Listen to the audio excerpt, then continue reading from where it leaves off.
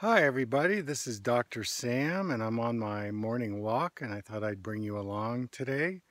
This is walk number 6 and I want to share an experience that I had this summer. I did a 8-day retreat. I participated in it, so I wasn't leading it. And what I like to do is, once a year I like to go on a retreat or a workshop, taking the workshop, something that I'm really interested in, like something that I'm familiar with and I know a lot about.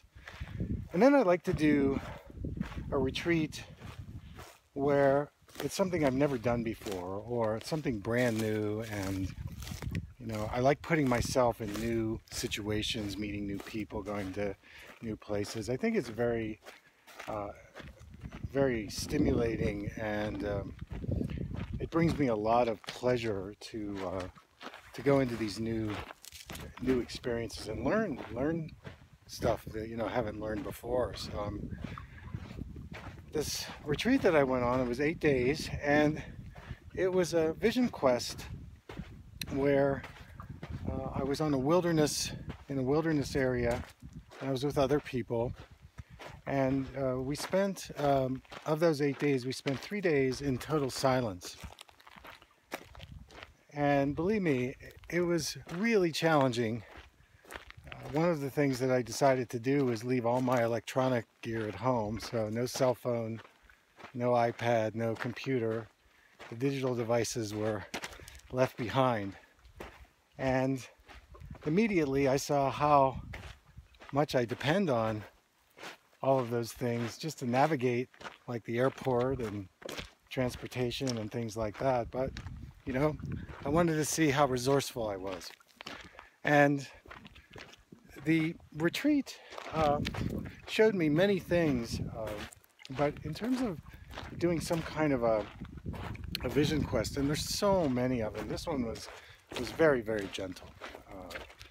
There are others where you go out in the desert for several days, and it's really pretty extreme.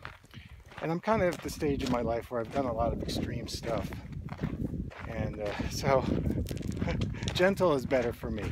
And I learn more when I'm put into a situation where there's a supportive, gentle environment. And I'll bring enough intensity to it to create what I need.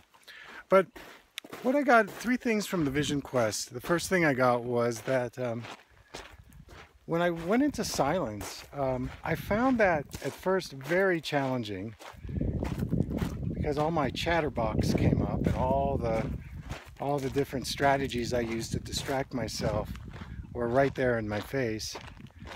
And I just was with it. I just met it. And once I got past that, I realized how rejuvenating silence is. And now I'm practicing half a day a week of not talking, like in the morning, like on a Sunday morning, just being in silence.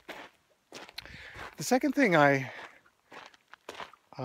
received was the gift of being in nature and using nature as a teacher. There's certain signs that kind of show up when you get quiet and you sit in one place. I happened to be on the stream, and this wild set of wild turkeys came up to me, and I just observed them for the longest time. And there's a sacredness about it that we forget, because again we're so on the speed lane of getting things done instead of receiving. So as I slowed down and as I kind of observed what nature had to teach me, one of the things nature was saying that, well, you need to slow down, you need to receive more, and you need to really acknowledge beauty. And then the third aspect that I got from the Vision Quest, I mean, I got many of them, but this is the third one, was that if I can really trust my intuition and not second guess myself, that everything is just going to be in an order of how it should be. And I noticed on the Vision Quest, I was doing a hike one day, and I was hiking up this really steep hill, and there was a part of me that was like, well, I'm not sure I should be doing this, and what if I fall, and got into my whole anxiety and worry that I think a lot of us do. And I just pushed through that, and it was an amazing view at the top. I kind of say the eagle's view, where you get the big picture. And sometimes in vision we forget about the big picture because we get so tunneled. And my intuition said, just keep going, you'll get there. So that was really cool. So it was fun, and that was part of what went on in that retreat. So thanks so much for being part of my walk, and we'll see you again. Have a great day.